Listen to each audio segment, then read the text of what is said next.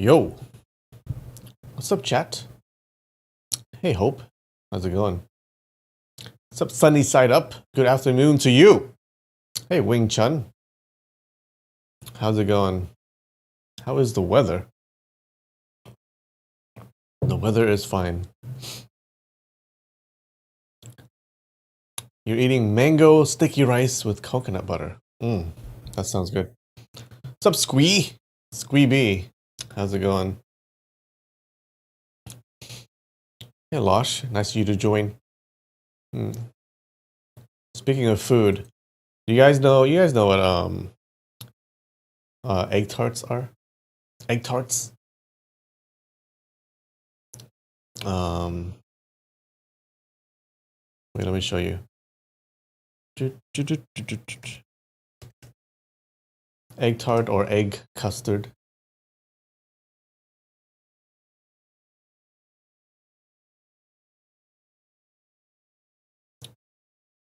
Yeah, this. These are so good. These are so good. Yeah. There's this place near where I live.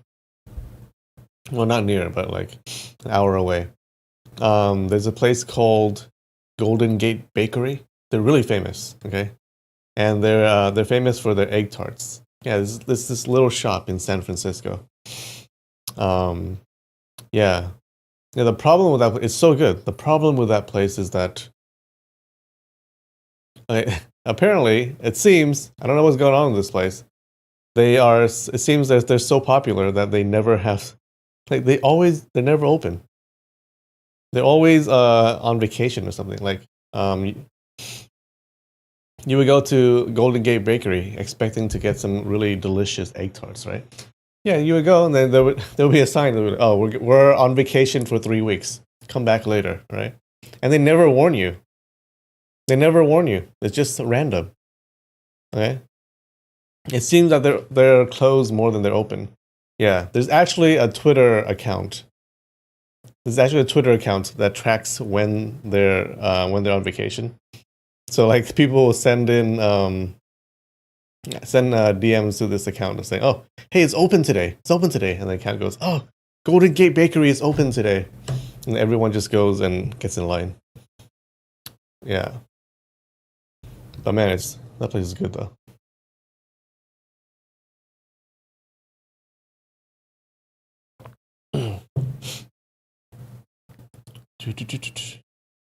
They were closed when you went? They're always closed. I don't know why. Yeah, and they managed to stay open, so I guess they're just way popular. What's up, Peepzilla? How's it going? Raspberry. Nice of you to join. Hey, what's up, Nikki? How's it going?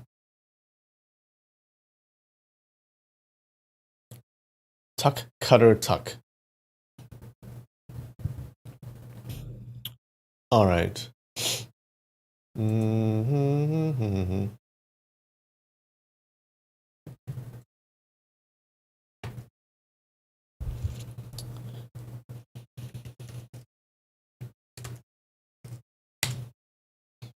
Let's see.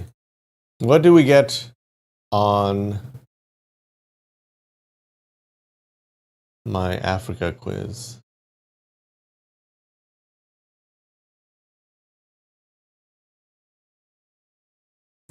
All right. What did we get last time? Like 80%? 83? What was it? I think it was 83.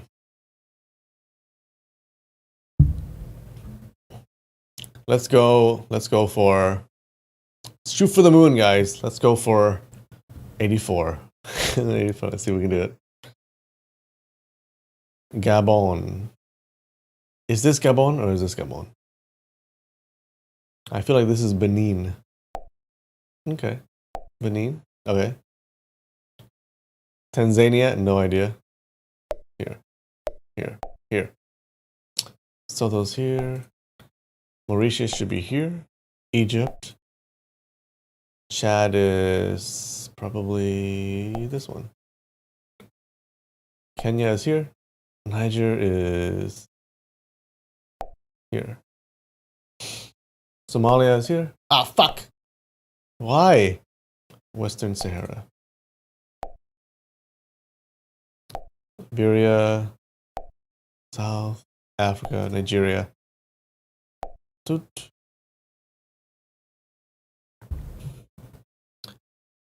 Zambia.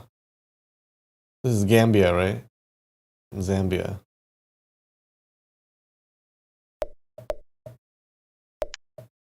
Oof. Close. Guinea.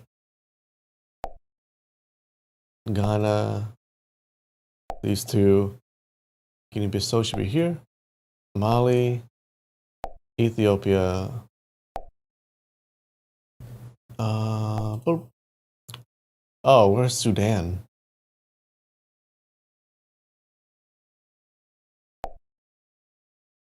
Uganda. Is it here? Fuck. This is Rwanda. Is this Uganda? Ah. Malawi, Djibouti, Cape Verde. Democratic. Angola, Namibia. Fuck. Comoros. Tunisia. Algeria, Morocco, Mozambique. Alright, where's Mozambique?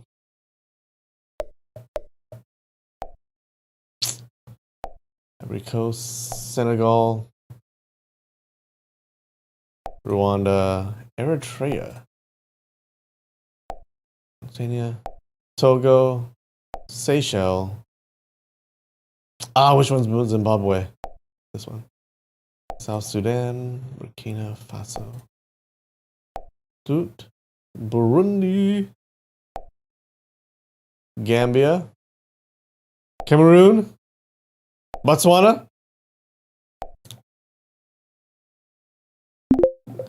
Oh, 82. Oh no. Oh no, we went down. Why?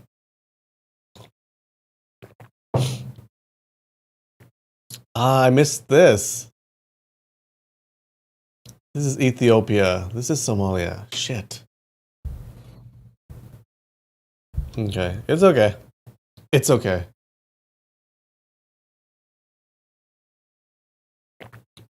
We got 100 some days, boys and girls.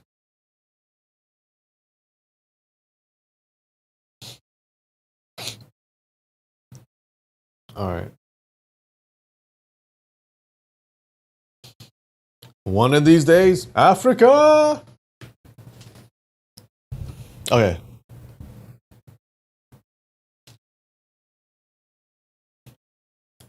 I don't know what this is. Today's snack.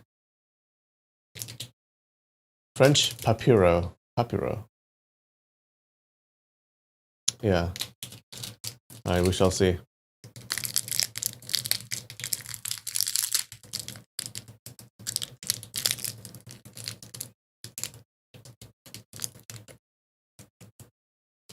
Oh, it is.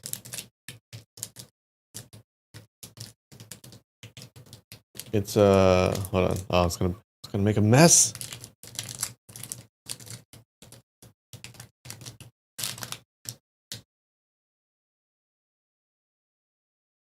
Okay.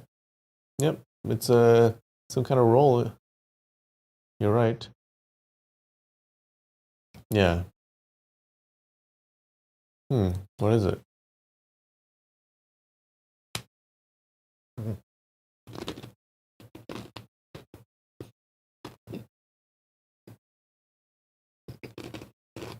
Hmm.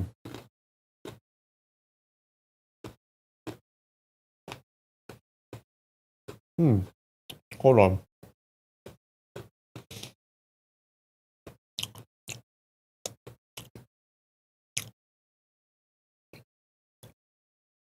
It's sweet.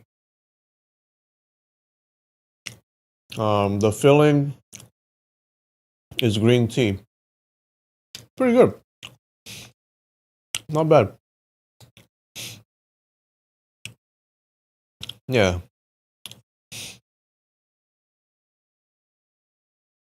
It's like green tea filling. Not too sweet, so it's pretty good. It's 7.5 out of 10. How about that?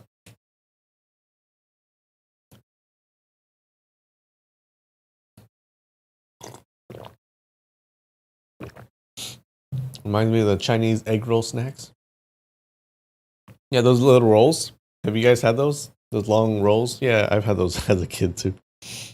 Yeah, I've had them so much that I can't eat them anymore.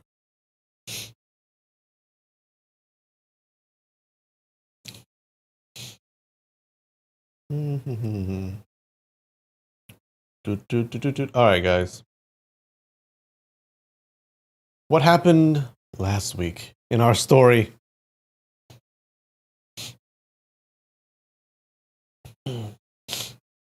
So last week, what happened? Oh yeah, last week this bitch Azu, she puts a permanent iron mask on Yo Tanzhi, okay, and she makes him her slave, okay. Remember, Yo Tanzhi is the guy who's trying to get revenge on our hero Xiao Feng. All right. Yeah, because his dad and his uncle died under Xiao Feng's hands. Yeah, so even though he's trying to kill Xiao Feng, he seems like a good guy. Okay, he's just trying to get revenge, being a good son. So yeah, so she makes him her slave, and he's enamored with her beauty, right? So he's happy to stick around. But then she just finds like different ways to torture him, like letting a lion bite on his head, on his iron head.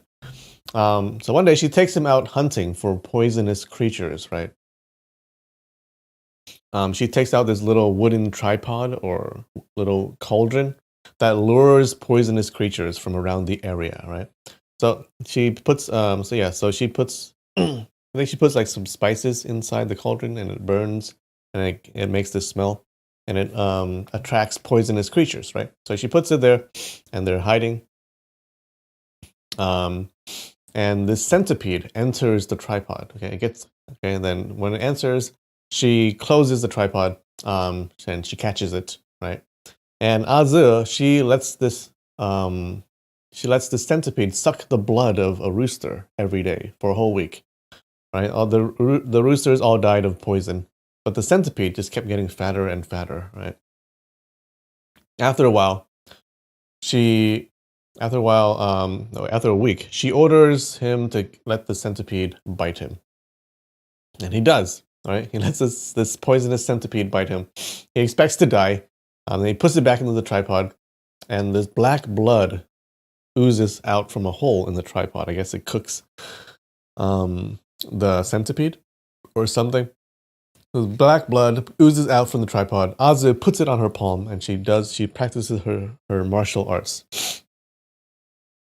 Okay, because her sect, the martial arts of her sect, because her sect has a lot of poisonous martial arts.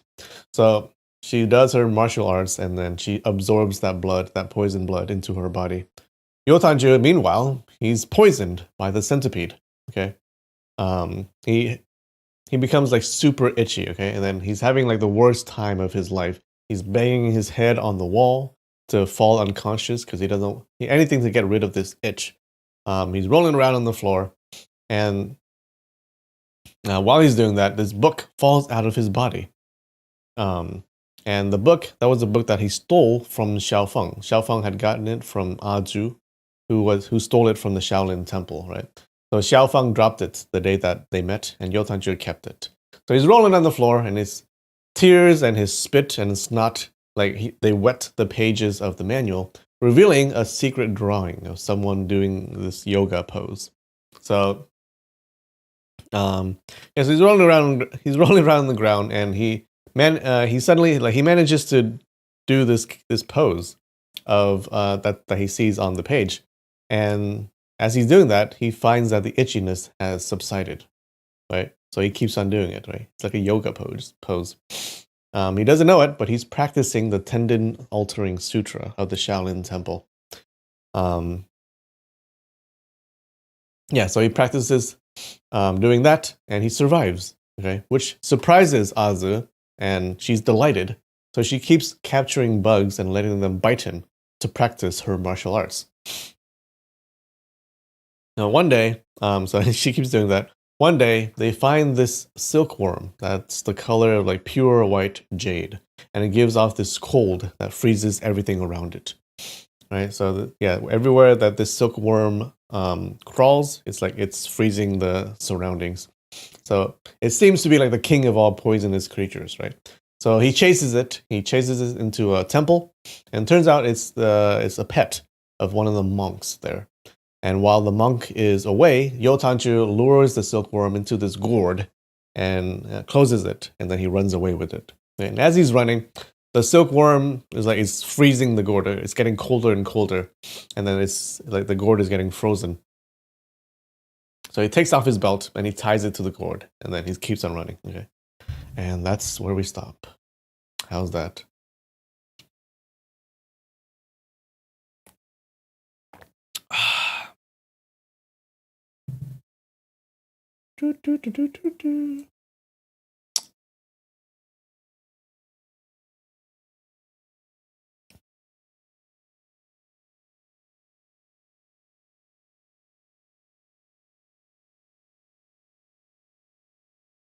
All right, so we're at chapter 29, the despicable matchmaking with the freezing palm.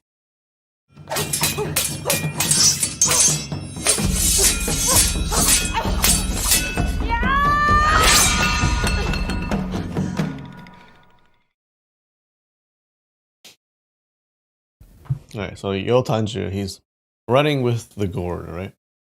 Yotanju carried the gourd and traveled quickly back to Nanjing. He reported back to Azu, saying that he has caught the frost silkworm.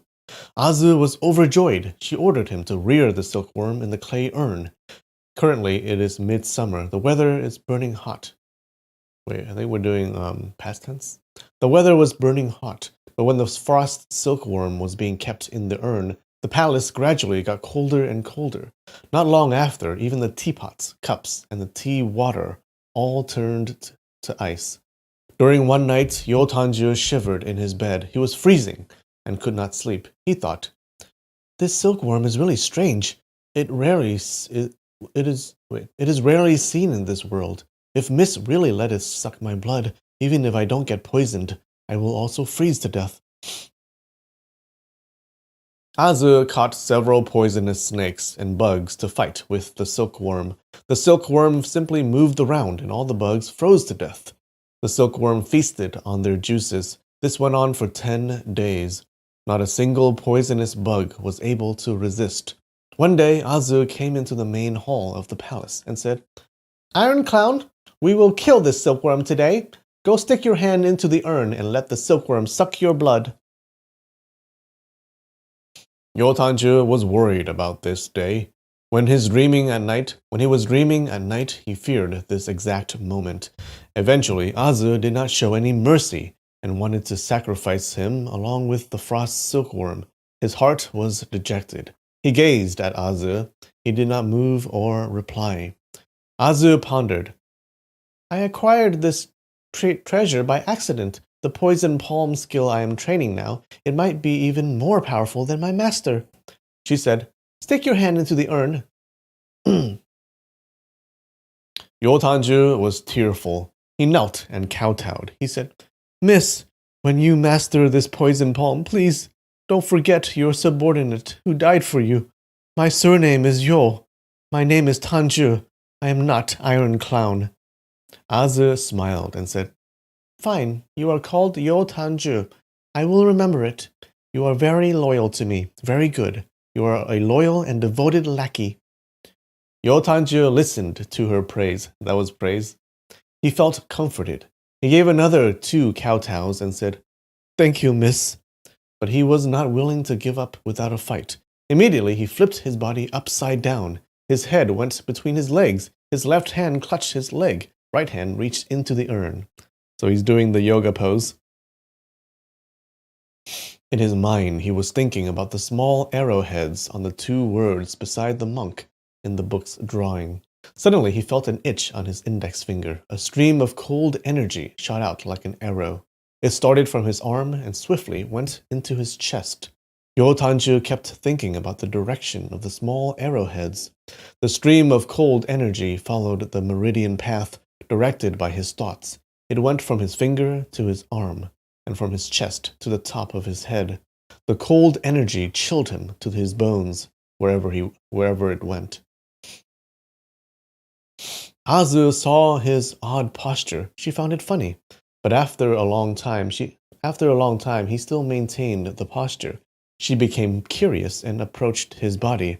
The frost silkworm was still biting his index finger. The silkworm's body was transparent, like crystal. She saw a thread of blood entering its mouth. It passed by its left body, made a U-turn, and passed by its right body and back into its mouth, flowing back into Yotanju's index finger. After a while, a thin layer of frost formed on Yotanju's iron mask, clothes, and limbs. Azu pondered, "He must be dead. A living person would have body heat. How can frost form on him?" But she saw blood still circulating within the frost silkworm. Apparently, it was still sucking blood. Suddenly, wisps of hot steam issued from the frost silkworm. In the midst of her surprise, there was a gentle clattering sound. The frost silkworm fell off Yotanju's index finger. Azu had already prepared a stick. She rammed it down hard. She thought this supernatural silkworm would not die with this one stroke. But who knew that when it fell into the urn, its belly faced the sky? It just stayed there and did not turn around.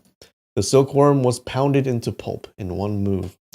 Azu rejoiced and quickly stuck her hand into the urn. She stuffed the silkworm's fluid and blood onto both her palm, closed her eyes, circulated her energy, and absorbed all the blood and fluids. She channeled for half a day, stretched out her hand, and stood up. She saw Yotanju was still upside down, his head between his legs, body covered with frost.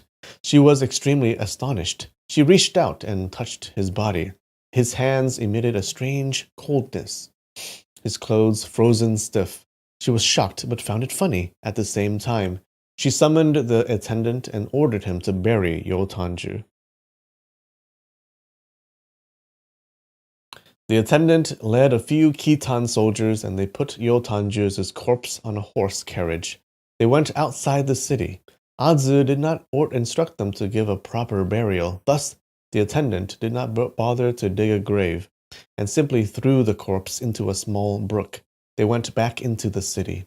This act of laziness from the attendant actually saved Yotanju's life. When Yotanju was bitten by the silkworm, he immediately used this energy circulation method from the Tendon Changing Sutra. The poison gas was neutralized. His blood was sucked by the frost silkworm and returned back into his finger, and the deadly frost poison of the silkworm was absorbed by him.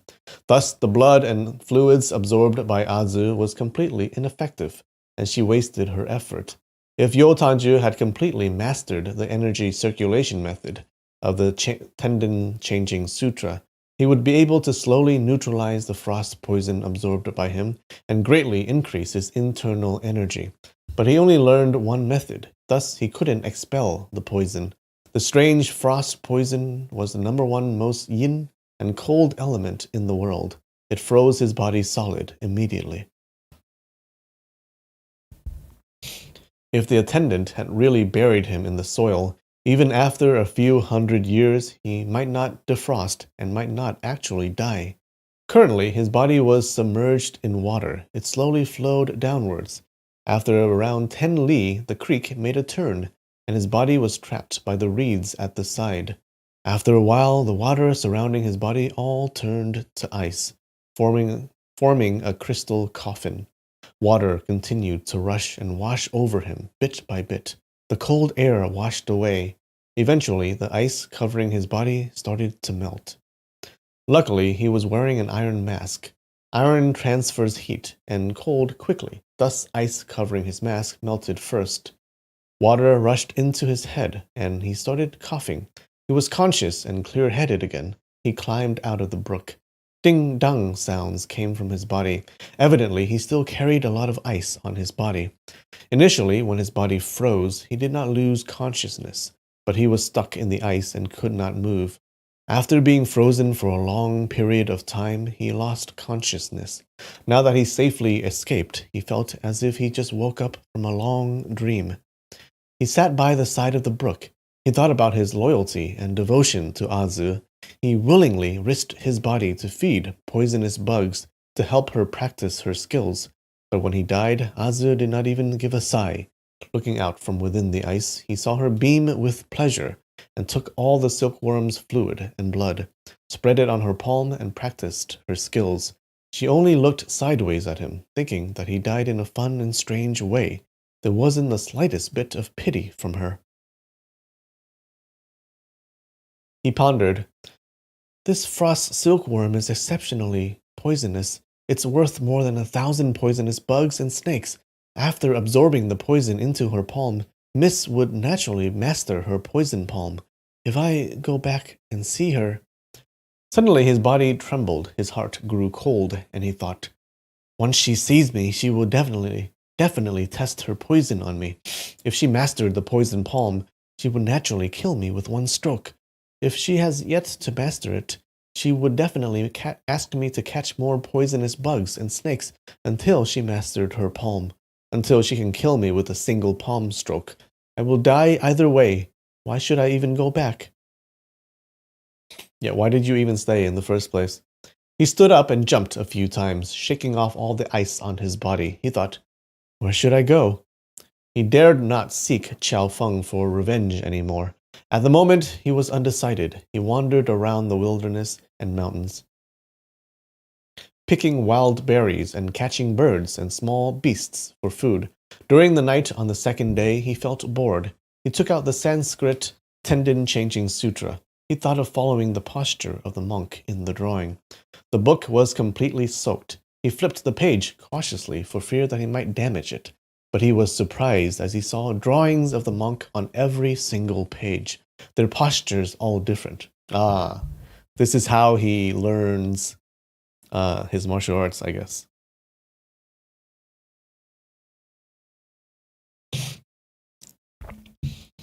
After some deep contemplation, he finally understood. The drawings would only appear when wet. He was not saved by Buddha. Starting from the first page, he copied the posture. When he thought about the small red arrowhead on the strange words, he felt a faint thread of cold ice traveling around his limbs and bones. It was as if the frost silkworm was still alive and crawling inside his body. He became fearful and quickly stood up. The frost silkworm inside his body vanished immediately.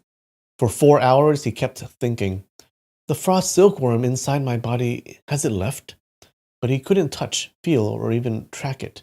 He couldn't bear it anymore and started to imitate the odd posture and contemplate on the small red arrowhead, on the strange words. After a while, the frost silkworm started crawling inside his body again. He gave a loud cry and stopped contemplating on the arrowhead. The silkworm vanished again. When he started to think about the arrowhead, the silkworm crawled again. Every time when the frost silkworm crawled, his body felt comfortable and unrestricted. The book contained many different postures of naked monk. The small arrowhead on the strange words twisted and turned, its variations complicated. He followed the various different postures to activate the frost silkworm. He felt cool yet warm. He was comfortable and at ease. Time flew and a few months passed. When capturing beasts, he felt his hands and feet becoming lighter and more nimble. He leapt and jumped further. His running speed greatly exceeded what he was capable of in the past. On a certain evening, a hungry wolf came out to hunt for food. It pounced towards him. Yu Tanjie was in shock and fled quickly. The claws of the wolf had already reached his shoulders. It exposed its fangs and bit towards his throat. He panicked and randomly threw out a palm, hitting the wolf on the top of its head. The wolf rolled and twisted a few times and stopped moving. Oh, he's powerful now? Yu Tanjie turned around and moved back a few jung. He saw the wolf did not move at all. Feeling curious, he picked up a stone and cast it out. The stone hit the wolf's body, but it still did not move at all. He was pleasantly surprised and went over to inspect. The wolf was dead. He never expected his effortless palm stroke had this much power. He turned and inspected his palm repeatedly, but did not see anything special. He could not help but cry out, "The spirit of the frost silkworm has shown itself." He thought that when the frost silkworm died, its spirit resided within his body, resulting in his amazing feat. He did not realize that it was purely due to his tendon-changing sutra. In addition, the frost silkworm possessed one of the deadliest poisons in the world. This yin poison had been absorbed by him, combined with the superior internal energy cultivated by the tendon-changing sutra. His internal energy contained an extremely fierce yin strength. The Tendon-Changing Sutra was the most treasured supreme manual of martial studies, but its cultivation method was extremely difficult. It required the dissolution of distinction between self and others. In addition, the practitioner must not have the slightest desire to learn the martial arts of the sutra. But only first-class martial monks would get the chance to practice the sutra. All of them were valiant and eager for success, who didn't want to master the sutra as soon as possible and reap its benefits. Hence, it was extremely difficult for them to not have the slightest desire to learn the sutra. For several hundred years, many Shaolin eminent monks practiced the sutra, but year after year of diligent practice yielded negligible results. Thus, all the monks thought the sutra was wholly ineffective. When the sutra was stolen by Aju, although the eminent monks were extremely angry, they did not consider it to be a major loss. 100 years ago, the Shaolin Temple had a monk. This person became a monk since childhood. He was dull-witted and crazy.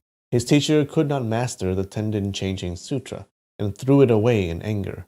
The crazy monk picked up the book thrown by his teacher. He laughed and practiced the contents. Eventually, he became a top martial arts expert of his generation.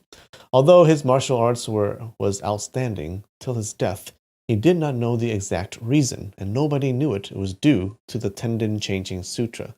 Yo Tanju did not have the desire to learn martial arts. He followed the methods in the sutra purely for the sake of activating the frost silkworm within his body, as he found it fun and interesting. Unwittingly, his martial arts improved day by day. He followed the exact same route taken by the crazy monk many years ago. Yep, so this sutra, you can only learn this martial arts when you don't want to learn it.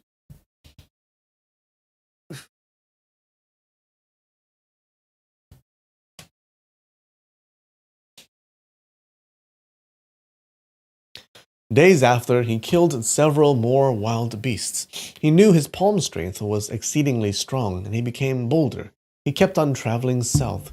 He feared that if he did not summon the frost silkworm spirit for a single day, the spirit would automatically leave him. Thus, he used his palm every day and dared not stop. The silkworm spirit was marvelous and strange and always came when summoned. Yo Tanju drifted south. On this day, he reached the borders of Hunan province in the central plains. He knew his iron head would scare people off. Thus, during the day, he rested in caves within wild forests. As night fell, he came out and stole food from homes. His body was exceptionally agile, and nobody detected him.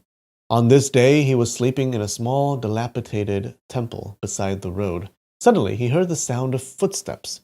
3 people entered the temple. He quickly hid behind a shrine as he dared not let others see his appearance. When the trio entered the temple, they sat down immediately and started chatting. The trio rambled and talked about gossips in the martial world. Suddenly, a person asked, "Where do you think Qiao Feng is hiding? 1 year has passed, but we didn't even hear a single news about him." When Yo Tanju heard the word Qiao Feng, his heart grew cold. He immediately paid attention to their conversation. Another person replied, "He committed all sorts of evils. He felt guilty and hid himself. I guess we will never see him again." The first person said, "It might not be true. He's biding his time. Once someone is down and out, he would strike immediately. Do your math. After the battle at Juxian Manor, he killed how many people? Elder Shu, Grandpa and Grandma Tan, Chao Qianzun, Taishan Iron-Faced Judge, and his entire family, Tiantai Mountain Monk, Qi Guang, Beggar's Clan Madame Ma, Elder Bai Shijing, countless lives. When Yo Tanzhi heard the word battle at Juxian Manor, his heart ached and he lost his interest in the conversation. That battle was where his father and uncle died. After a while, he heard a hoarse voice say, Clan leader Qiao has always been benevolent and righteous. I never expected. I never expected. This is all predestined fate. Let us just go. He finished speaking and stood up. Another person said, Old Wang, you said our clan is recommending someone to be the new clan leader. Who is it? The hoarse voice replied, I don't know. We've been recommending numerous people for over a month, but we just can't find a suitable hero that can gain the respect of the entire clan. We can only wait and see.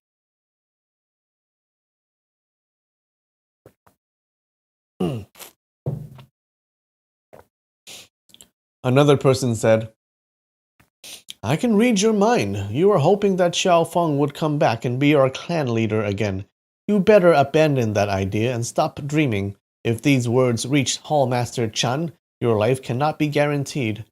Old Wang got anxious. He said, Xiao Bu, you said these words yourself. When did I say I want clan leader Qiao to be our leader again? Xiao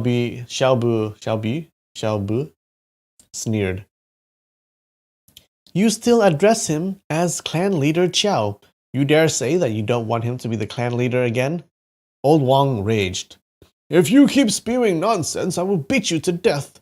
The third person stepped in and mediated. Enough, we are all clan brothers. Let's not spoil the relationship. How can Xiao Feng become our leader again? He is a Khitan dog. Everyone will fight until death if they see him again. Moreover, even if we invite him to be our clan leader, you think he will agree? Old Wang sighed and said, You are right. As he finished, the trio left the temple. Yo Tanzhi pondered. The Beggar's Clan is searching everywhere for Qiao Feng, but they can't find him. How would they know that he is already the lord of the southern chancellery in the Liao Empire? I will tell them this information. The Beggar's Clan has overwhelming numbers, along with a few experts from the Central Plains. We might be able to kill that traitor. I will follow them and kill Qiao Feng. When he thought about returning to Nanjing, he thought of seeing Zi again. His chest immediately heated up like an oven. Oh no, he's still in love. Why? He hasn't learned his lesson.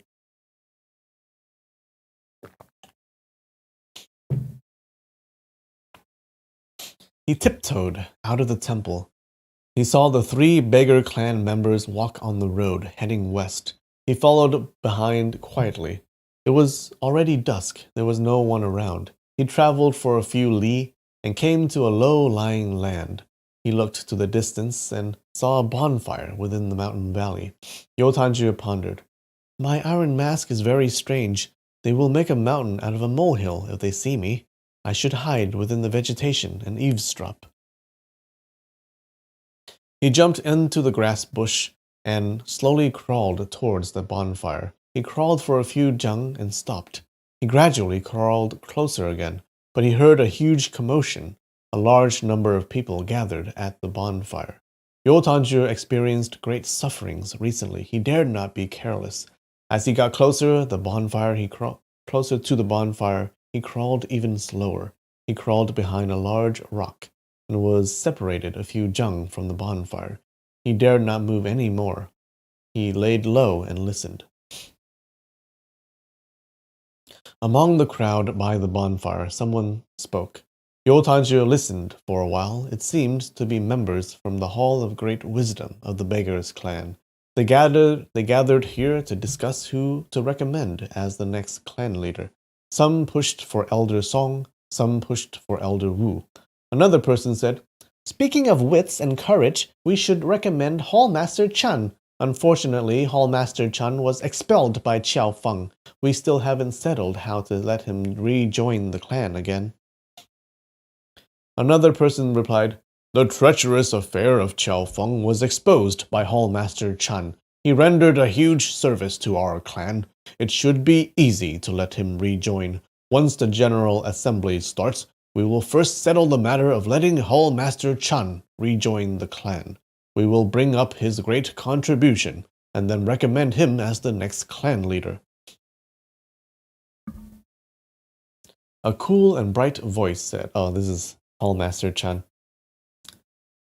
It's possible for me to rejoin the clan, but you cannot recommend me for the position of clan leader. People might gossip and say that I exposed Qiao Feng for selfish reasons of displacing him as the next clan leader. A person said loudly, Hallmaster Chun is a person who does not shirk responsibility.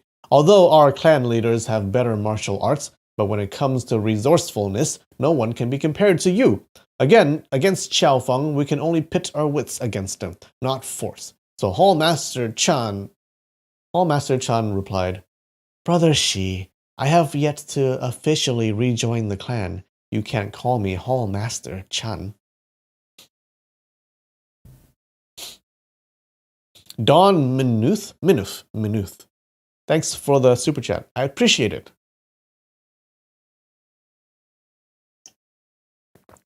You're picturing horse voice instead of horse voice? Lol. 200 beggars around the bonfire chipped in.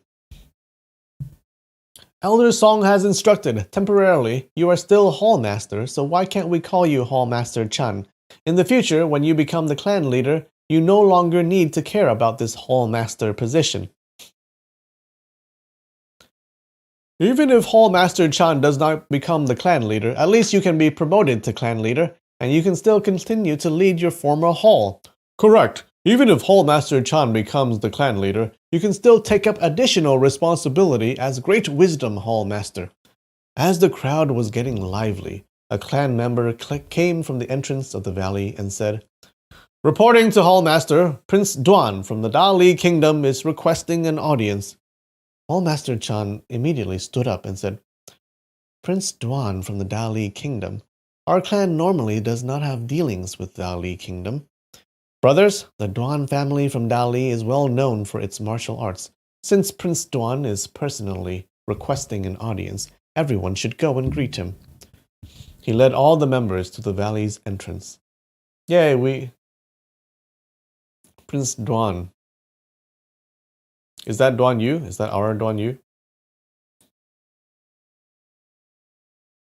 Hey, thanks, Peepzilla. I appreciate it.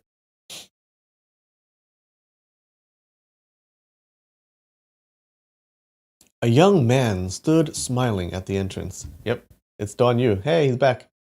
He was accompanied by 7 to 8 people. This young man was Duan Yu.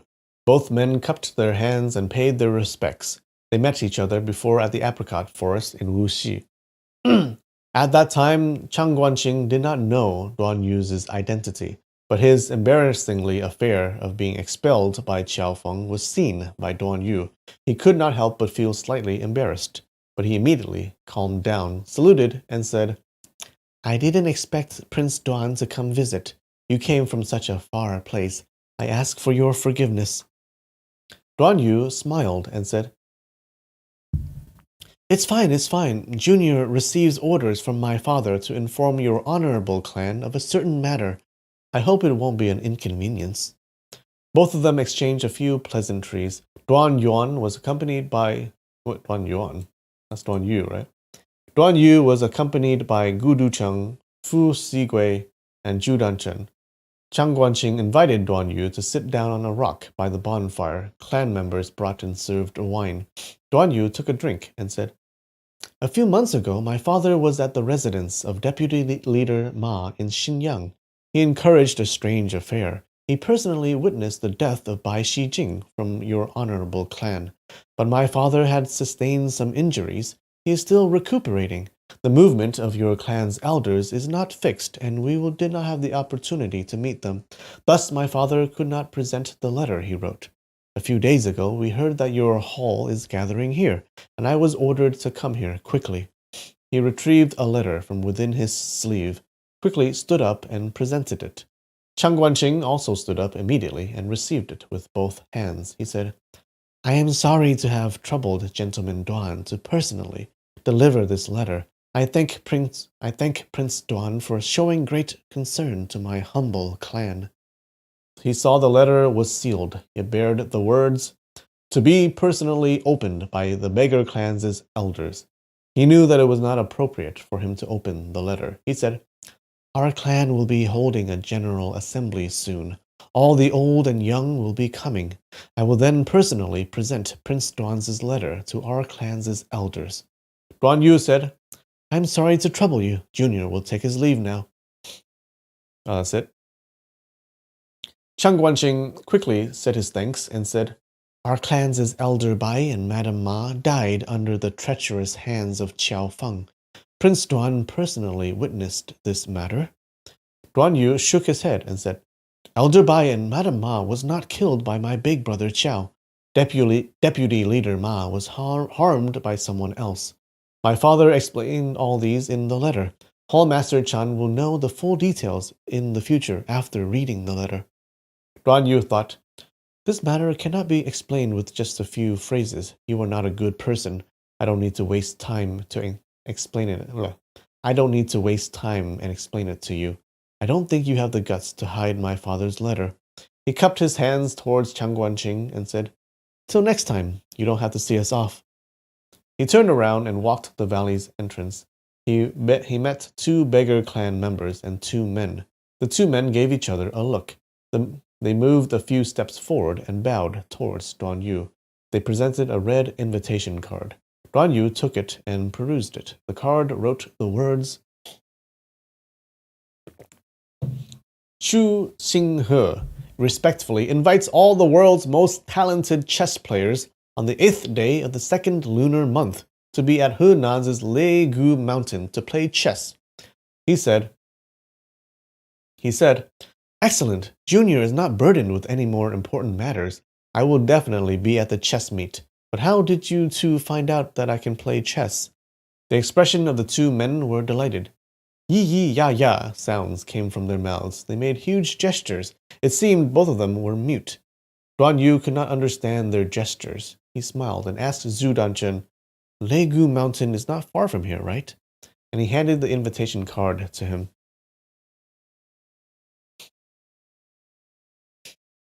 Okay.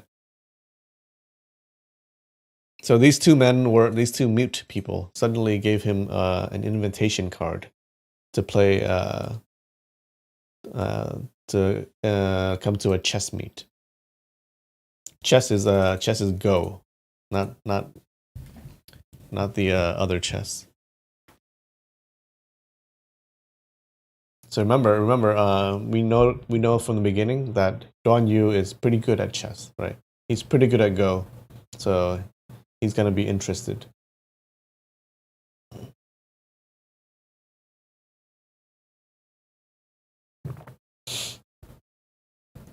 Zhu Danchen took a look at the card. He cupped his hands towards the two men and said, The son of Prince Zhinan of Dali pays his respect to Mr. Intelligent. Who? He expressed his gratitude, and he will promptly visit at the appointed date. He pointed his hand at Duan Yu and made a few gestures. The two men bowed again to pay their respects to Duan Yu. They took out another red invitation card and presented it to Chang Guanqing. Chang Guanqing took a look at the card. He respectfully gave it back to the man. He waved his hands and said, Chang Guanqing from the Hall of Great Wisdom of the Beggars Clan pays his respect to Mr. Intelligent. Mr. Intelligent. My chess skill is shoddy and laughable. I dare not go to the chess meet. I hope that Mr. Intelligent will be understanding. The two men bowed towards him. They bowed towards Duan Yu again, and they left. You ever seen the movie Go? Nope, I have not. Only now did Zhu Danchen answer Duan Yu's question. Leigu Mountain is to the south of Xiangshan, northeast of Chu Yuan Bridge. It's not far from here. Duan Yu took his leave from Cheng Guanqing and exited the valley. He asked Zhu Danchen, "What kind of person is Mr. Intelligent, Shu Xinghe? Is he the national Go champion of the Central Plains?" Zhu Danchen replied, "Mr. Intelligent is also known as the deaf-mute old man." Duan Yu gave an "ah" sound. He heard his father and uncle discussing about the deaf-mute old man before. He was a prestigious expert within the Central Plains. He was deaf and mute, but his martial arts was exceedingly high. His uncle was extremely respectful when mentioning him. Zhu Danchen continued, "The deaf-mute old man is disabled, but he insisted on calling himself Mr. Intelligent. It seems he thinks his wits and penmanship will beat people's hearing and debating skills." Duan Yu nodded his head and said, "It seems reasonable." After walking a few steps, he gave a long sigh. He listened to Zhu Danchen say that the deaf-mute old man's wits and penmanship will beat people's hearings and debating skills. He could not help but think of Wang Yuyan's narration martial art, beating people's fist and weaponry skills. He's still thinking of her. After rescuing the beggar clan members in Wuxi with Aju, Bao Butong, and Feng Bo arrived and met up with them. The five of them headed north to search for their young master Murong. Duan Yu naturally wanted to follow them. Feng Bo was grateful towards him for sucking the scorpion's poison, and he welcomed Duan Yu. But Bao Butong was extremely unforgiving. He blamed Duan Yu for disguising as young master Murong and tarnishing his great reputation. Later, he even threatened to beat him up unless he scrammed. Wang Yuyan was only interested in finding her cousin and discussed endlessly with Feng Bo. She turned a blind eye to Duan Yu's situation. Duan Yu was helpless and could only grudgingly part with Wang Yuyan, but he still traveled north and thought, "You guys want to go to Hunan to search for Murong Fu. It so happens that I am also going to Hunan. Hunan province does not belong to your Murong family. If Murong Fu and Babu Tong can go, why can't Duan Yu go as well? If it so happens that I run into you guys again, then it must be fate, and Mr. Bao cannot blame me." But fate did not want him to meet Wang Yuyan just shortly after their recent parting. During the entire month, Duan Yu wandered around Hunan. He termed it a sightseeing tour, but in fact it was just looking around in all directions, hoping to see a strand of hair from Wang Yuyan, or just a corner of her clothes. As for the beautiful mountains and sceneries, he didn't even give it a glance. One day, Duan Yu was at the White Horse Temple in Luoyang. He was discussing Agama with the abbot. They discussed about Buddhist teachings on 7 treasures of the Chakravartin. Duan Yu was interested in the Jade Maiden treasure that is said to be neither long nor short, neither black nor white, a body that is warm during winter and cool during summer. The abbot shook his head repeatedly and said, "Buddhist Duan, this is an analogy in Buddhist teachings. Moreover, Buddha said that the 7 treasures is in impermanence." But he did not finish as 3 men suddenly entered the temple. They were Fu Sigui, Gu Ducheng, and Zhu Danchen. When Zhu Danchen left the residence of Ma in Xinyang, he met up with Ran Xingzhu and recuperated under her care. When he thought about how Xiao Feng was wronged by the Beggars clan for killing Ma Dayuan, he had to vindicate him. Thus he wrote a letter and ordered the trio to deliver it to the Beggars clan. So Duan Zhengchun is Duan Yu's father. So he wrote the letter because he knew that Xiao Feng was framed by these people. Fu Sigui and company came to Luoyang. They did not see any leading figures at the Beggar clan's main hall. They gathered information and knew that the Hall of Great Wisdom of the Beggars clan was gathering nearby. They hoped to deliver the letter there. But in a restaurant, they heard another amusing news about a daydreaming gentleman. The description of the appearance and behavior of the man seemed to be very similar to Duan Yu. They asked the whereabouts of this gentleman, and they came searching in the White Horse Temple. The four of them met up and was very happy. Duan Yu said, "I will accompany you to deliver the letter. After that, quickly bring me to see my father."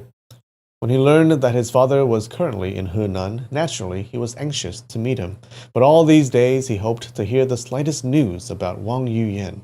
He kept thinking about her day and night. He prayed that he might be able to meet her at the beggar clan's gathering. But this hope eventually came to nothing. Zhu Danchen saw him sighing. He assumed he was thinking about Mu Wanqing, but he could not offer no consolation. He thought of diverting his attention and said, "That Mr. Intelligent is widely distributing these cards and inviting people to play chess. His chess skills must be extremely high. Young master, after meeting Prince Junan, why don't you go and meet this Mr. Intelligent and play a few rounds with him?"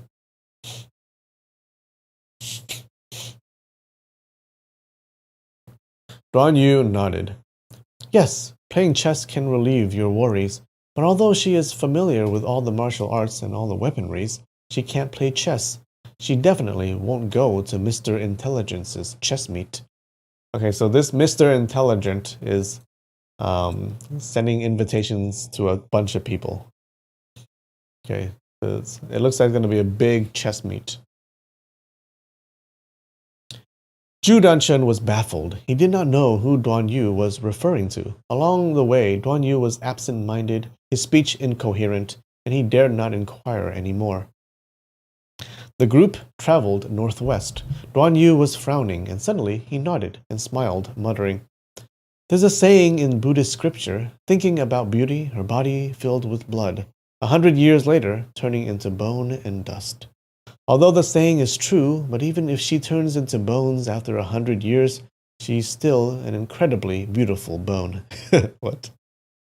As he fantasized about Wang Yuyan's skeleton, he suddenly heard the sound of horse hooves behind him. Two people came galloping on horses, but he could not see their appearance clearly in the darkness. The two horses seemed to be out of control. They rushed towards the group. Fu Sigui and Gu Ducheng stretched out their hands, and they each reined in the horses. The riders of the horses were motionless. Fu Sigui was slightly surprised. He leaned over to check. The first rider turned out to be the messenger of Mr. Intelligent. His face revealed a faint smile, but he died long ago. Just a few moments ago, this man had personally delivered the invitation card to Duan Yu. How did he die for no reason? The other dead rider was also the messenger of Mr. Intelligent. He also died with a strange smile. When Fu Sigui and the rest saw this, they knew that these two men must have been killed by an extremely deadly poison. They quickly reined in their horses and moved back 2 steps. They dared not touch the corpses.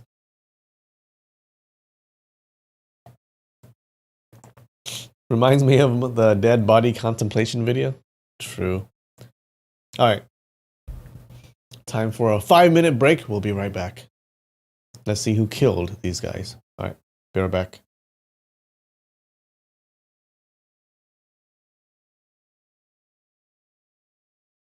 And we are back. Okay. So they find these 2 corpses on horses. All right, and it was the 2 messengers that had just given them the invitation.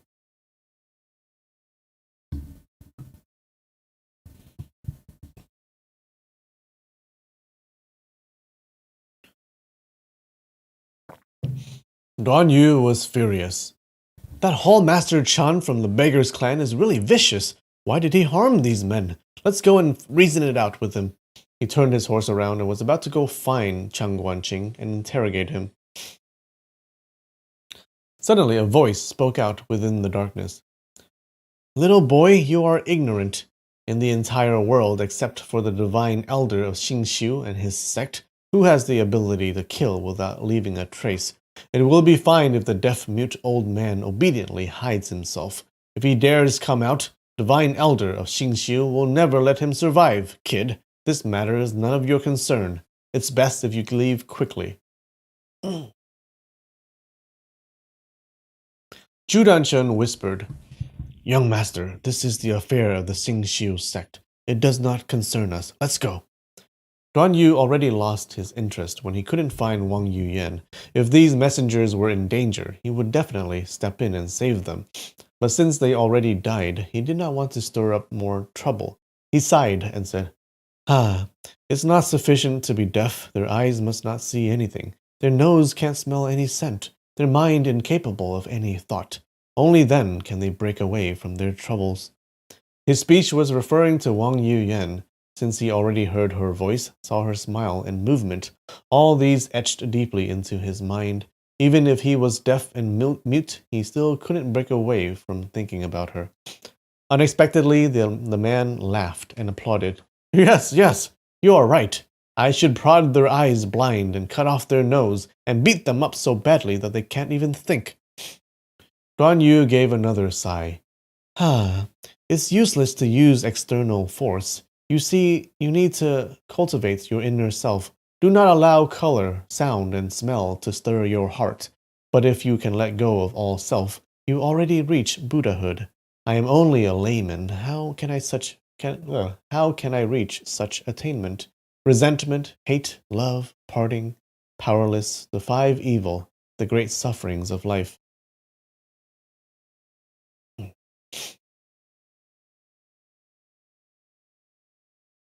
Yo Tanju was hiding behind the vegetation. He saw Duan Yu and his entourage come and go. Someone was shouting in front. Two Beggars Clan members quickly ran over and quietly reported to Cheng Guanqing.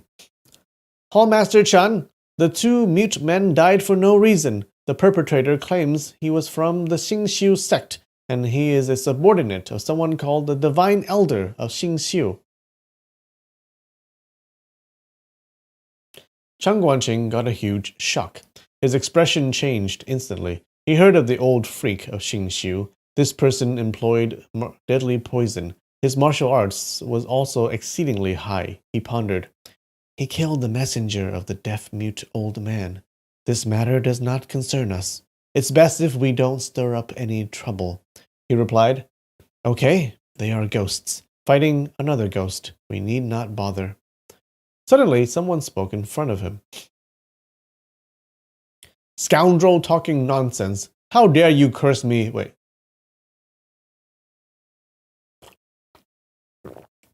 Scoundrel talking nonsense. How dare you curse me as a ghost when you know I am the subordinate of the Divine Elder of Xingxiu?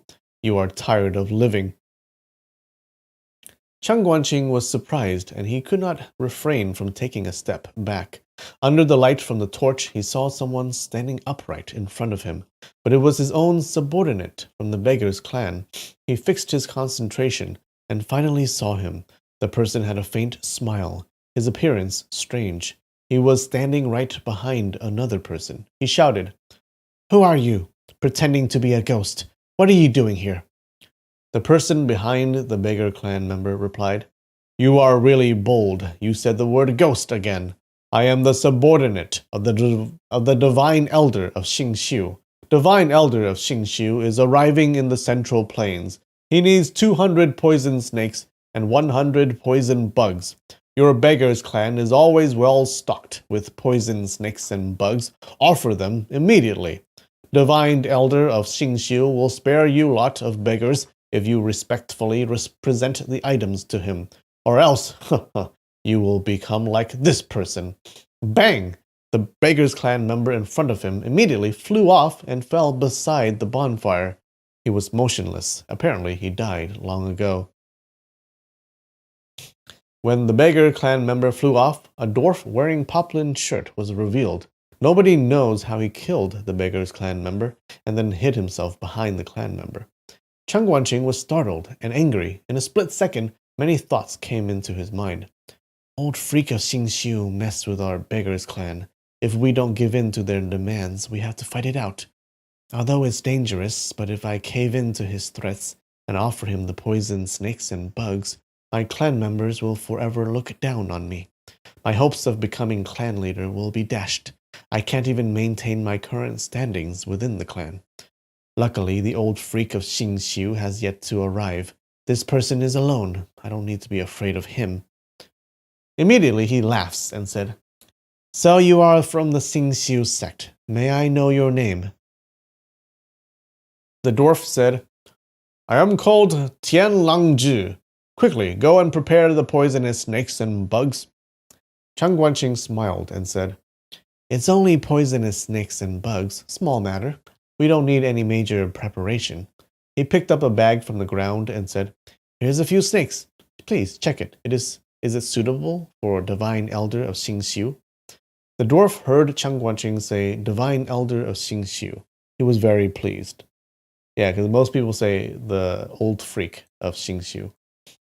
Seeing his expression respectful, he thought, It's said that the Beggars clan is the #1 clan in the Central Plains, but when they hear my master's name, they immediately turn limp. I will take these poison snakes. Master will definitely like it. He will surely praise me for being competent. Nevertheless, it's all due to the fierce reputation of my master. He immediately stretched his neck to look into the bag. Suddenly, all he saw was darkness. The cloth bag had already covered his head. Tian Langzi was shocked. He immediately struck out with his palm, but he hit nothing. But at this moment, his cheek and neck felt a slight pain. He was bitten by the poisonous bugs in the bag.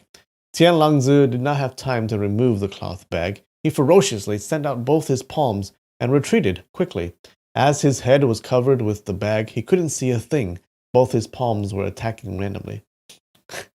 He fell for the oldest trick in the book. His face and head received another series of bites. He panicked. He extended his legs and fled, but his legs threaded on empty air. He lost his footing and rolled down the steep slope. With a splashing sound, he fell into the river at the bottom of the mountain and got washed away by the current.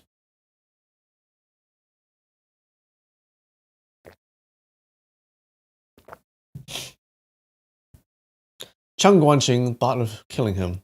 He didn't expect him to escape, but the person was stung by poisonous scorpions and subsequently fell into the river.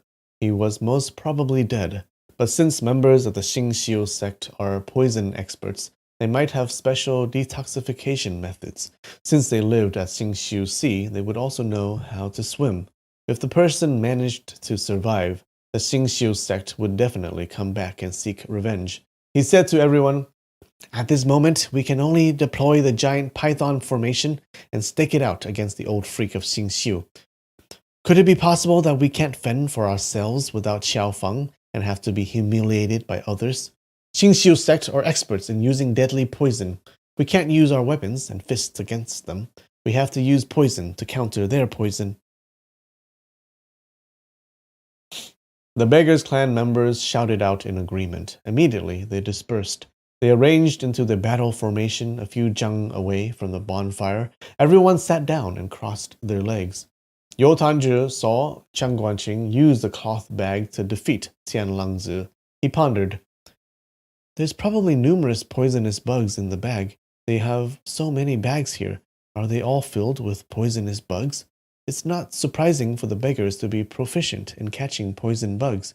If I can steal a few of these bags and present them to Miss Azi, she will definitely like it very much. Once the clan members sat down, they did not make any sound.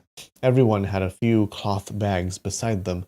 Some of the bags were extremely huge. Some had creatures swarming and moving inside. Yo Tanjir's hair stood on its ends when he saw all these. The atmosphere was silent. If he moved now, he would surely be detected by the crowd. He thought, I won't be afraid if they cover me with those bags. I have the protection of the iron mask. But if they stuff my entire body into the bag, then I will be in trouble. After a few hours, nothing happened. After a while, the sun started to rise, covering the hills and vegetation with bright lights. Birds were chirping on the trees. Suddenly, Chang Guanqing said softly, They are here. Everyone be careful. He was kneeling on a rock outside the formation, holding onto an iron flute. Music came from the north direction. A group of people walked unhurriedly. They were playing their wood instruments and drums. The music was melodious and pleasant. Yo Tanju pondered. Is this a wedding procession? The music got nearer and nearer. When it was 10 jang away, it stopped. Several people said in unison, Divine Elder of Xingxiu arriving in the Central Plains. Beggar clan members, kneel down and greet him. Once they finished, the drums started thundering. After 3 rounds of drum rolls, there was a gong sound. The drums stopped. 10 people said in unison, We respectfully invite Divine Elder of Xingxiu to display your great skills. Subdue these demons and clowns from the beggar clan. Wow, they're very, very fancy, huh? They have a whole procession. Yo Tanju pondered. It's quite similar to a Taoist ritual. He quietly peered out from the rock. He saw 20 people lining up in the northwest corner, some holding percussion instruments, some armed with long streamers and banners, red and green colors, pleasing to the eye. From afar, the banners were embroidered with words such as Divine Elder of Xingxiu, Almighty, Limitless Power, Inspiring awe throughout the world, etc.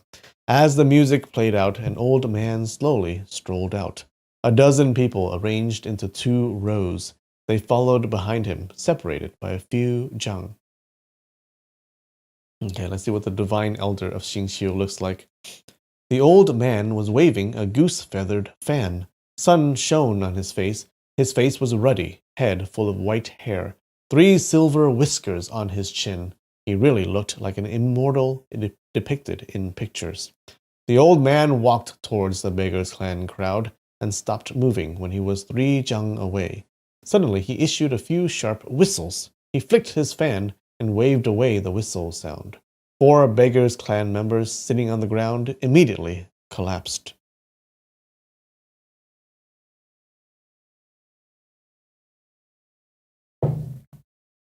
Yo Tanju had a huge shock. This Divine Elder of Xingxiu really has a powerful magic. The old man's face revealed a faint smile. With another z sound, he waved his feathered fan and another group of beggars collapsed. The old man's whistle seemed to be hiding some kind of lethal poison. In an instant, another 6 or 7 beggars collapsed. The crowd behind the old man cried out their praises. Master's skills will be remembered throughout the ages. These beggars pit themselves against us. It's akin to a firefly pitting its light against the sun, or a mantis blocking a cart. They vastly overrated themselves. Laughable, laughable. Master, you only need to laugh and chit-chat and these demons and clowns will die immediately. Such effortless, crushing victory. Disciple has never seen or heard such things before. Remember this sect? The disciples of the sect, they are very good at flattery. And they're expected to flatter their elders. This is a great achievement never seen before in the world. If Master did not reveal it, the people from the Central Plains will never know such skill exists. They kept singing their praises, feeling very smug. They started playing their instruments again. Suddenly there was a shoo sound. Cheng Guanqing brought the iron flute to his mouth and started blowing. Yo Tanju pondered. What's he playing the flute for? Supporting the Divine Elder of Xingxiu? Suddenly, noise came from the ground. A few brightly colored large snakes slithered towards the old man. The group of disciples beside the old man shouted, Snakes! There are poisonous snakes! Masters! These snakes seem to be heading towards us. Numerous poisonous snakes came slithering out of the cloth bags. Some were big, while others were small. All of them rushed towards the old man and his disciples. So this Cheng Guanqing guy can control the snakes with his flute. The crowd panicked and started screaming and howling randomly. The disciples of Xingxiu's sect raised their steel staves. They pounded at the oncoming snakes. The old man's expression was calm. He still carried on whistling and waving his fan to repel his enemies. Cheng Guanqing did not stop blowing his flute. His clan members all shouted to show their support. More and more snakes gathered. Within moments, Xingxiu sect members were surrounded by a few hundred snakes. 5 or 6 of these snakes were giant pythons. A few giant pythons moved near. They coiled their tails and immediately trapped 2 people. Another 2 men were trapped subsequently. If these Xingxiu members turned their backs and fled, the snakes would not be able to catch them. But their master was still fighting, and they dared not leave. They could only brandish their weapons and pound randomly. They killed 8 to 10 snakes, but 7 or 8 of them were also bitten by the snakes. The giant pythons were even more dangerous. Their skins were rough and their bodies thick. They behaved as if nothing had happened when stuck by the steel staff. They coiled their bodies around the men and constricted, not letting them go. As the flute kept blowing, more giant pythons came out of the cloth bags. There were already 27 to 28 of them. Damn. 28 giant pythons? Oh no. Subsequently? Definition?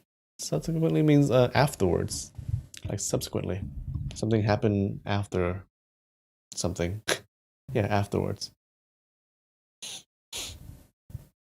The old man saw the situation was unfavorable. He wanted to move back and attack Jiang Guanqing. Suddenly, 2 small snakes bit towards his face. He shouted angrily, "How dare you!" He waved his fan and brought down the 2 snakes. Suddenly, he felt something soft coiling around his ankle. He knew he was in trouble and quickly leapt into the air. He heard another shoo sound from the flute. 4 pythons raised their tails and coiled towards him. The old man was in midair. He struck out with both his palms. It hit the snake in front and to his left. His body flashed and he landed 2 jung away. At this moment, the tail of the 3rd and 4th giant python attacked him simultaneously. Under such pressing situation, he exerted his strength and sent out another palm. The palm force arrived, and 1 giant python was struck on its head, and its brain turned into pulp.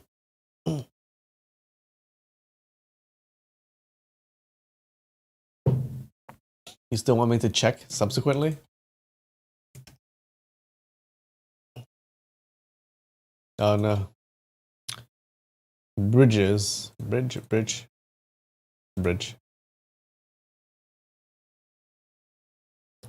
Afterward. See? You don't believe me? The mass of snakes gushed in like flowing river.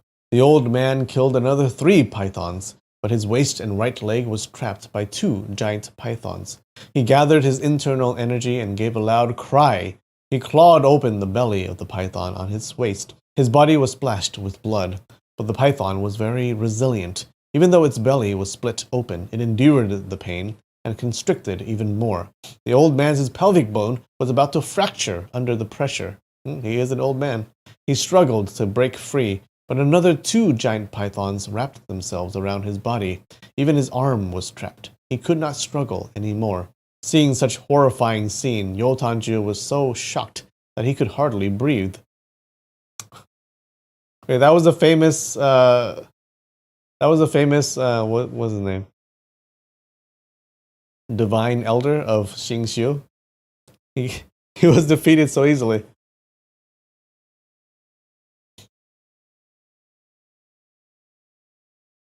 Jiang Guanqing was very happy. His enemies were all trapped and bound by the giant pythons. They could no longer resist, and they cursed in rage. He stopped playing his flute, and he laughed and said, "Old freak of Xingxiu, your Xingxiu sect and my beggars clan normally don't mess with each other. Why did you provoke us for no reason? What should we settle this?" This healthy old man was the most hated person in the Central Plains, the old freak of Xingxiu, Ding Chung Qiu. One of the 3 treasures of his sect, the divine wooden king tripod, was stolen by Ah Zi. He sent out numerous disciples to hunt her down. Even his head disciple, Chai Xingzi, was dispatched, but the returning news was always very discouraging. He last heard that Ah Zi had the backing of Qiao Feng, and they heavily injured Chai Xingzi. Ding Qingqiu was shocked and angry. Ding Chun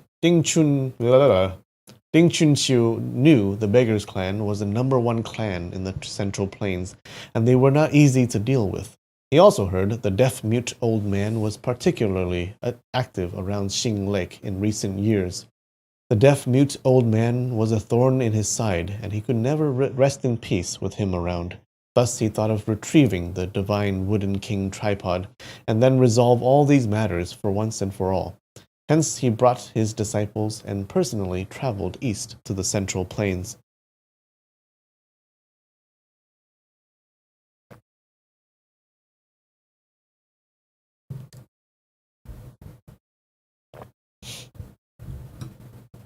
He practiced the great energy dissolving skill, and he frequently required poisonous fluids of poison creatures to be smeared on his palm and absorbed into his body. If he did not absorb any poison fluids for 7 days, not only will his internal energy decrease, the poison accumulated in his body will also gradually flare up, as it was not suppressed by new poison. The repercussions were deadly. The divine wooden king tripod had a very special scent, coupled with the incense burnt. It will be able to immediately attract poisonous bugs. All poisonous creatures within a 10 li radius would not be able to resist being attracted by the fragrance. Oh, okay. So this guy, this old man, he has to absorb poison constantly. Okay, if he does not, then he could die from the poison that was already in his body. So yeah, he needed this divine wooden king tripod to lure the poisonous bugs.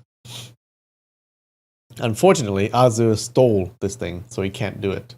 Right, so he needs it back. So that's why he's looking for Azu.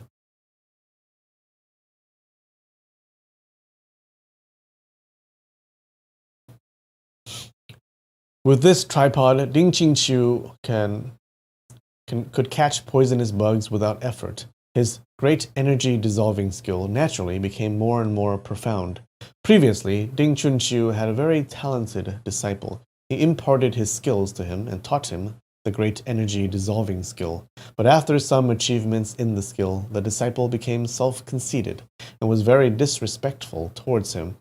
Ding Chunqiu subdued the disciple. He did not torture him, but merely imprisoned him within a stone house so that he could not capture any poison bugs. Eventually, the poison within his body flared up. It was extremely unbearable, and he could not help but tear his own muscles off to relieve himself. He moaned and wailed and eventually died after 40 days. Although Ding Chunqiu was delighted, he could not help but feel fear. He guarded himself and never imparted his great energy dissolving skill to anyone. Thus, Jai Xingzi and the rest of the disciples did not know the skill. Azu wanted to learn the skill, and she had to eavesdrop secretly and also steal the tripod. Does this mean Azu would die if she doesn't keep absorbing the poison? Maybe. Yeah, what happens to her? Yeah, I think she... So according to what he says, I think she also has to keep absorbing poison, or she would die too. Or maybe she has not practiced the martial arts enough for that to happen. We're not sure. Peepzilla says yes. Oh no, is that how she dies?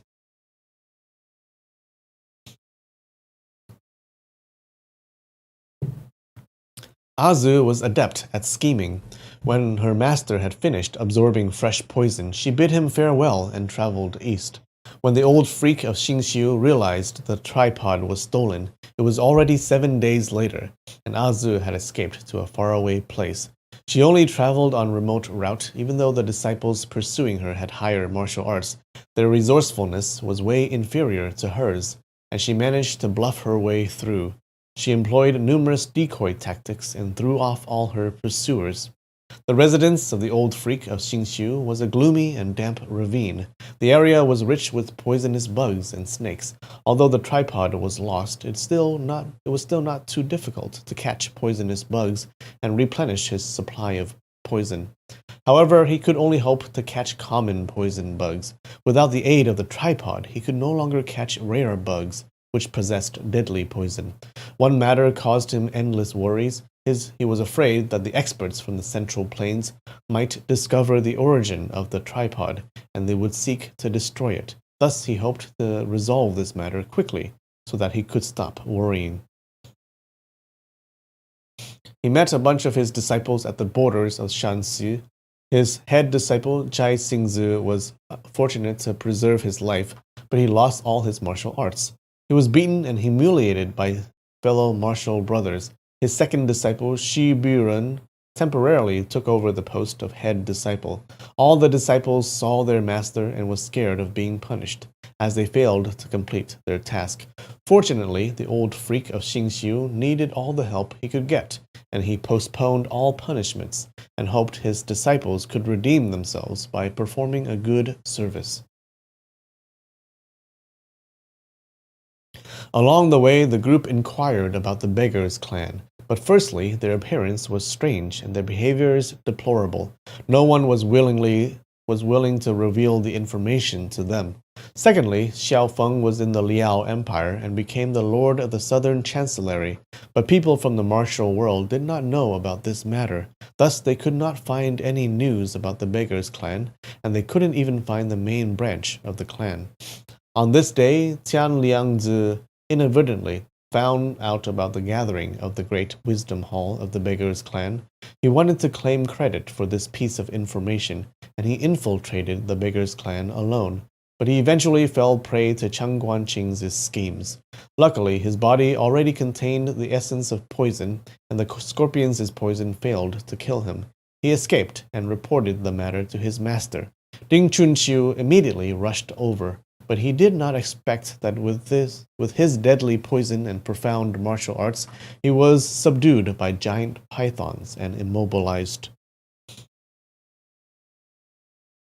Ding Chunqiu did not answer Chang Guanqing's question. He said coldly, "There is a person called Xiao Feng in your beggars' clan. Where is he? Quickly, ask him to come out and see me." Chang Guanqing's heart was shaken. He asked, "You want to see Xiao Feng? What for?" Ding Chunqiu said proudly, Divine Elder of Xingqiu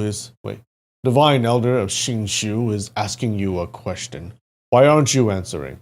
You keep asking useless questions. Where is Xiao Feng?" Chang Guanqing saw Ding Chunqiu was immobilized by the poison. He had already lost the power to resist, but his manner was still arrogant and ferocious. Such courage was really rare in this world. He said, "It's said that the old freak of Xingxiu is all-knowing, but I think it's just undeserved reputation. You can't even handle a few small snakes. I am sorry. We have to help the world get rid of a great evil today." Ding Chunqiu smiled and said, "This old man is careless. I fell into the trap of these cold-blooded reptiles. I will die today. It's really fate." But he did not finish, as one of his disciples, who was trapped by the poison, suddenly shouted, "Heroes of the beggars' clan, please release me. You will have great benefit. My master is proficient in trickery. You can never guard against him. Just a minor slip-up, and you will fall into his trap." Chang Guanqing said coldly, "And how do we benefit by releasing you?" "There are 3 treasures in my Xingxiu sect. They are called Xingxiu 3 treasures. Only the old freak of Xingxiu and me knows its hidden location. If you release me, I will help you kill the old freak and offer you the treasures. If you kill me, you will never find the treasures." We have a traitor in our midst. Another Xingxiu disciple cried out, Great hero! Don't be fooled by him. One of the 3 treasures is already stolen. It's better for you to release me. I am the loyal one. I will never lie to you." In an instant, numerous Xingxiu disciples clamored, "Heroes of Beggars' Clan, it's best if you spare me. Neither of them are loyal. I will serve you wholeheartedly." "Great hero, I know most of the martial arts of the Xingxiu sect. I will tell you everything. I won't hide them from you."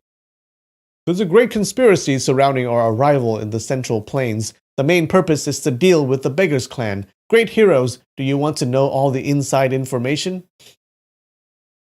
"Our Xingxiu Sea hides unlimited gold, silvers, and rare treasure. I know the hiding spot of every treasure. I will lead all of you there and dig it out. Heroes of the Beggars Clan, you no longer need to beg for food anymore. These people kept bootlicking and tried to pledge their loyalty. Some tried to offer treasures. Some tried to stir up curiosity by revealing secret plans. Some of their words were outright lies and completely absurd. Some Xingqiu disciples were on the verge of death due to being poisoned and constricted by the snakes. They struggled for air to beg for forgiveness. Members of the Beggars Clan did not expect that the disciples of the Xingqiu sect were so spineless, thus they despised them. But their sense of curiosity was aroused, and they moved closer to listen attentively. Chen Guanqing said coldly, "You are not loyal to even your own master. How can you pledge loyalty to total strangers? Aren't you ridiculous?" A Xingqiu disciple replied, "No, it's different, very different. The old freak of Xingqiu has lousy skills. What's the future prospect in following him? What's the benefit in following him? How can the old freak of Xingqiu be a match for the Beggars Clan?" "Yay! Beggars Clan taking in disciples of the Xingqiu sect. Western and Central Plains will be in shock. Who dare not admire the heroes of the Beggars Clan?" "The word hero is not sufficient to describe you. We have to refer you as chivalrous hero, saint, savior of commoners." "I am articulate and good with words. I will travel to the four corners of the earth and spread the words about your great kindness. The chivalrous heroes of the Beggars Clan will be renowned throughout the entire world." "Peh! The chivalrous heroes of the Beggars Clan is already famous throughout the world. Why do they even need you to advertise? I thought of the title of saint and savior of commoners for them. They bestow intelligence upon me." A 5-pouch Beggars Clan disciple frowned and said, "You lot of scumbags, making so much racket. Listening to you lot made us fed up. Old freak of Xingqiu, you are really good for nothing. Why did you accept these shameless people as disciples? I'll send you to heaven first, and then I'll let these lot of scumbags follow you. I'm going to slaughter the whole lot of you today."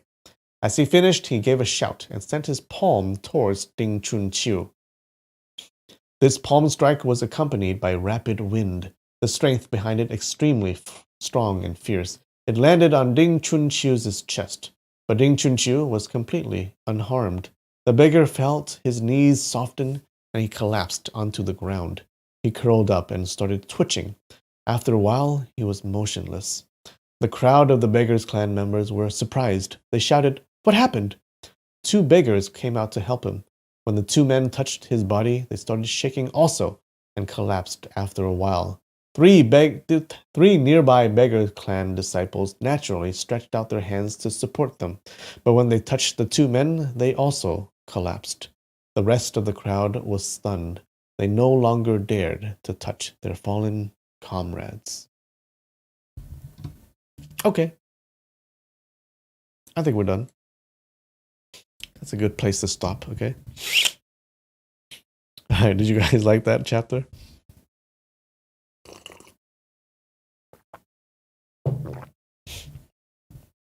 Yeah, I didn't think this old man would die so easily, right? Yeah. If he's so powerful, like, he can't die like this. He must have something else up his sleeve. Bloop, bloop.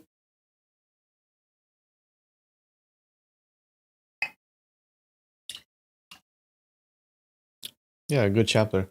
We also saw Duan Yu again. Yay. We haven't seen him for so long. Alright, cheers.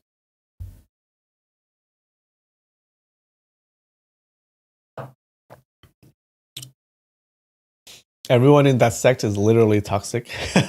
they're total traitors. They have no loyalty. Yeah. What happens when he escapes? What's going to happen? It's going to be very funny. It's going to be interesting to see how he deals with his disloyal disciples. The old freak is going to need to find all new disciples. Yeah. All right.